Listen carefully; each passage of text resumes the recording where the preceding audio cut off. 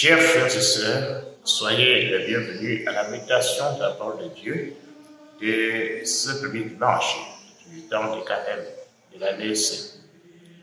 Chaque année, nous commençons le premier dimanche de Carême avec l'évangile de la tentation. Le Seigneur Jésus qui est conduit au désert où il va passer 40 jours, 40 nuits de prière. Et à la fin, être tenté par le diable. Depuis le mercredi décembre, la parole de Dieu nous indique les moyens pour vivre ce temps, à savoir le monde, le jeûne et la prière. Et aujourd'hui, la première lecture, Moïse nous ajoute aussi la méditation sur les bienfaits reçus du Seigneur.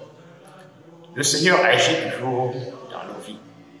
Et ce temps appelé aussi temps du désert est le moment où nous séduit, pour que nous revoyions toutes ces actions dans nos vies. Et pour cela, nous engager davantage. Alors, Moïse nous invite de toujours reméditer sur la parole de Dieu et toujours de voir la parole de Dieu en action, en nous. Donc, en revoyant, nous grandissons dans la foi. Et le carême, ça vient de 40 jours. Et 40 jours de notre Seigneur au désert. Oui, c'est écrit dans une tradition biblique, des chiffres 40. Nous connaissons les 40 jours du déluge, les 40 années de l'exode de la terre de l'esclavage d'Égypte à la terre promise. Les 40 jours du prophète Élie, fuyant l'hostilité de la reine Jézabel, où il arrive à l'Oreb et découvre Dieu. Les 40 jours donnés au peuple de Nive pour se convertir, faute de quoi les malédictions tombera sur lui. Et le Christ s'inscrit dans ce dynamisme des 40 jours. Dans les 40 jours, nous voyons la purification. Donc, le carême est parfois appelé un temps de pénitence. Et de là, nous ne regardons que l'aspect peut-être négatif. En parlant de la souffrance, oui, nous sommes invités à méditer sur la passion et la mort de notre Seigneur, mais aussi sur sa résurrection. Parce que tout cela conduit à la résurrection de notre Seigneur Jésus-Christ. Et ce dimanche, donc, le Christ est amené au désert. Et il prie. C'est pas parce que nous sommes proches du Seigneur que le diable doit nous laisser. Alors, à la fin, le diable apparaît. Et le diable apparaît toujours pendant le moment de crise. Alors, à quel moment il apparaît? Lorsqu'il a faim. C'est la faiblesse humaine. Et il miroite, comme il a miroité nos premiers parents. Mais le Christ étant aguerri par la parole de Dieu, et la prière ne doit pas succomber, comme nos premiers parents. Alors, la première tentation, il demande de transformer la pierre en pain pour manger, comme il a fait. Cela voudrait dire. Et puis, lui dit, si tu es le Fils de Dieu, le Christ n'a pas besoin de démontrer qu'il est le Fils de Dieu. Et le Christ va lui répondre par la parole de Dieu. D'où l'importance de connaître la parole de Dieu. L'homme ne vit pas uniquement du pain, mais de la bonne parole qui sort de la bouche de Dieu.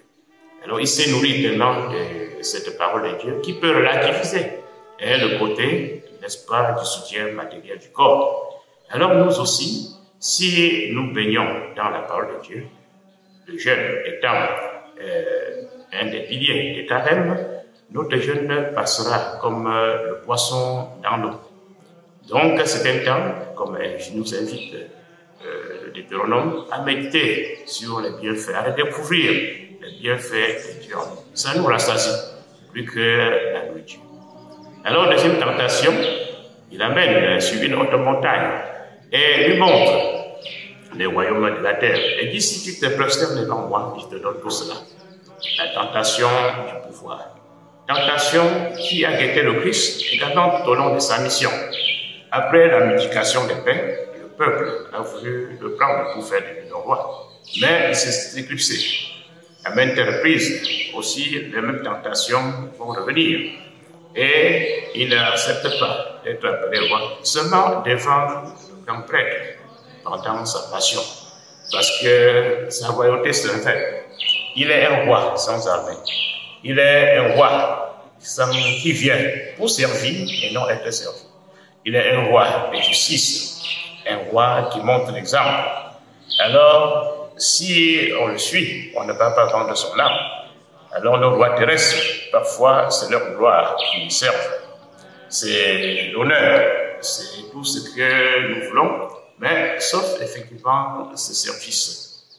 Et la troisième tentation, il amène au sommet du temple.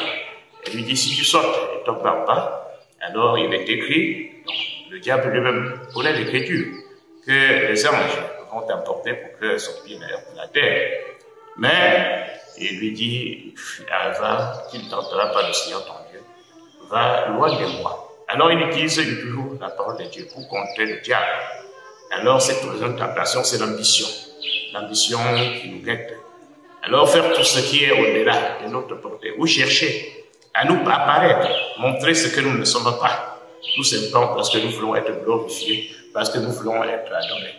Donc les trois tentations peuvent se résumer en avoir, un pouvoir et l'ambition.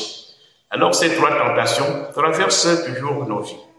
Et comment échapper aux tentations? Nous prions le Seigneur de ne pas nous laisser tomber en tentation.